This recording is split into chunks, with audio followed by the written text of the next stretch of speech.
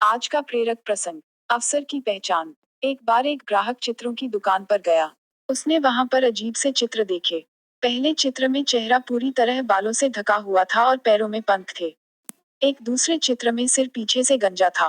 ग्राहक ने पूछा, यह चित्र किसका है? दुकानदार ने कहा, अफसर का। ग्राहक ने पूछा, इसका चेहरा बालों से ढका क्यों है? दुकानदार ने कहा, क्योंकि अक्सर जब अफसर आता है तो मनुष्य उसे पहचानता नहीं है। ग्राहक ने पूछा, इसके पैरों में पंख क्यों है? दुकानदार ने कहा, वह इसलिए कि यह तुरंत वापस भाग जाता है, यदि इसका उपयोग न हो तो यह तुरंत उड़ जाता है। ग्राहक ने पूछा, और यह दूसरे चित्र में पीछे से गंजा सिर किसका है? दुकानदार ने कहा, यह भी अफसर का है। यदि अफसर को सामने से ही बालों से पकड़ लेंगे तो वह आपका है। अगर आपने पकड़ने में देरी की तो पीछे का गंजा सिर हाथ आएगा और वो फिसलकर निकल जाएगा। वह ग्राहक इन चित्रों का रहस्य जानकर हैरान था, पर अब वह बात समझ चुका था। आपने कई बार दूसरों को यह कहते हुए सुना होगा या खुद भी कहा होगा कि हमें अवसर ही नहीं मिला।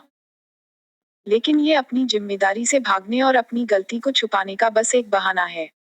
भगवान ने हमें ढेरों अवसरों के बीच जन्म दिया है। अवसर हमारे सामने से आते जाते रहते हैं, पर हम उसे पहचान नहीं पाते। आज का दूसरा प्रेरक प्रसंग। अधिक भोजन से हानि। अधिक ठूस ठास कर खाना रोगों को जन्म देना है।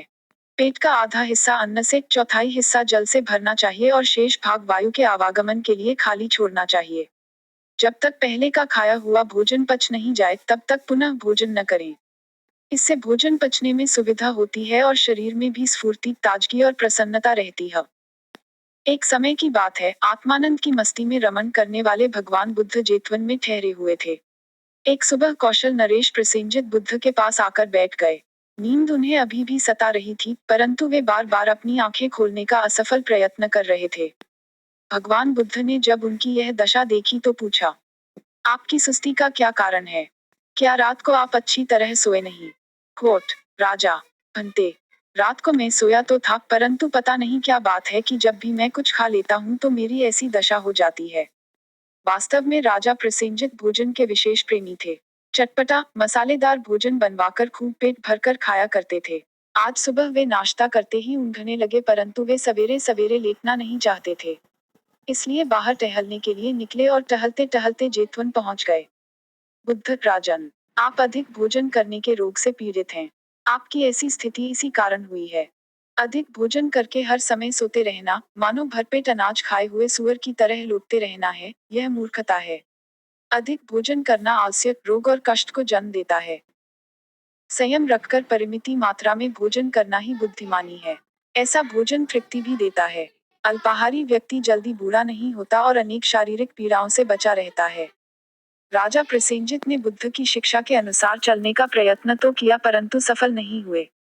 तब महात्मा बुद्ध ने उनके भतीजे राजकुमार सुदर्शन को बुलाया और राजा की सहायता करने के लिए कहा। बुद्ध ने राजकुमार से कहा, जब राजा उचित मात्रा में भोजन कर ले तो उन्हें टोक देना और ज्यादा न खाने देना। उन्हें उचित मात्रा में ही भोजन परोसा जाए, जिससे दोबारा मांगने की जरूरत ही न हो। राजा ने इस प्रयोग में अपने भतीजे का साथ दिया। उसके टोकने से पहले ही राजा भोजन से उठ जाते थे। जब जब सुदर्शन ने राजा को चेताया तब तब उन्होंने जुर्माने के रूप में 1000 अशर्फियां दान दी। ऐसा करने से थोड़े ही समय में उनका भोजन नियंत्रित हो गया। मोटापा भी कम हो गया। राजा ने बुद्ध को धन्यवाद देते हुए कहा, परिमिति भोजन से मुझे मेरी प्रसन्नता वापस मिल गई। अब मैं अधिक स्फूर्ति और स्वास्थ्य का अनुभव करता हूँ। राजा की तरह अगर हम भी अधिक भोजन करने की आदत के शिकार हैं तो संतों की युक्तियां अपनाकर खोई हुई प्रसन्नता, स्वास्थ्य और स्फूर्ति वापस पा सकते हैं। दही बड़े, समोसे, कचौड़ियाँ, रसगुल्ले, पनीर और हलवाई की दुकान की चीजें धीमा जहर, स्लो पॉइजन हैं। बासी अन्न, बार बार गर्म किया गया खाद्य पदार्थ, ये स्वास्थ्य के दुश्मन हैं। अपने मित्र बने, अधिक या अनुचित खाकर अपने दुश्मन न बने। उम्मीद करती हूँ कि आपको यह वीडियो अच्छा लगा होगा। प्लीज मेरे चैनल को सब्सक्राइब करें ताकि से ही शानदार वीडियो और लेकर आऊं। आप मेरे वीडियो को लाइक और शेयर भी कर सकते हैं, जिससे मुझे हौसला मिले। धन्यवाद। सदैव प्रसन्न रहिए।